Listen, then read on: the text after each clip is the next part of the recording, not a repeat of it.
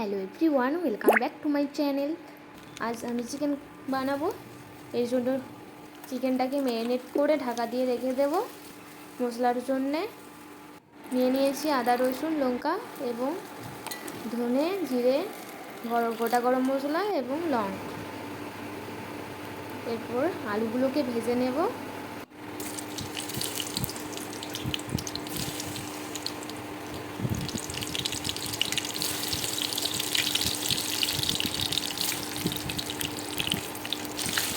নাড়াচাড়া করে হালকা করে ভেজে নেব। ভাজা হয়ে এলে একটা পাত্রে তুলে দেব।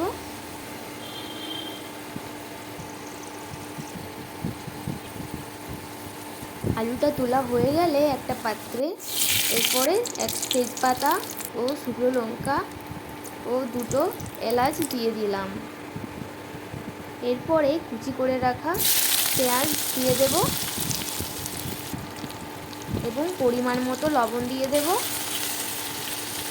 নাড়াচাড়া করে পেঁয়াজটাকে ভেজে নিতে হবে।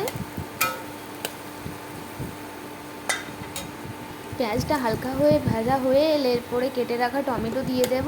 তারপরে নাড়াচাড়া করে বেশ খানিকক্ষণ ভেজে নেব।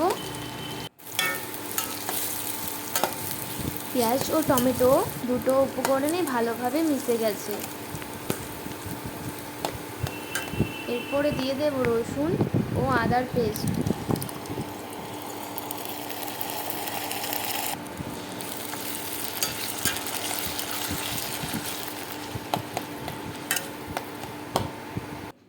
আদা রসুনটা ভালোভাবে ভাজা হয়ে এলে এরপরে দিয়ে দেব জিরে ও ধনের পেস্ট।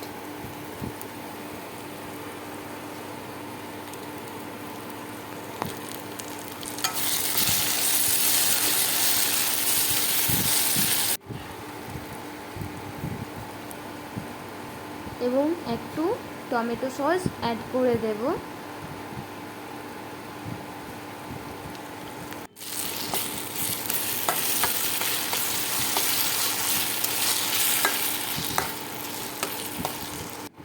চিকেন ও আলু ম্যারিনেট করে একটা পাত্র ঢাকা দিয়ে দেব। কিছুক্ষণ পর পর ঢাকা খুলে দেখতে হবে যাতে না তলাতে লেগে যায় এবং নাড়িয়ে চাড়িয়ে আবার ঢাকা দিয়ে দেব।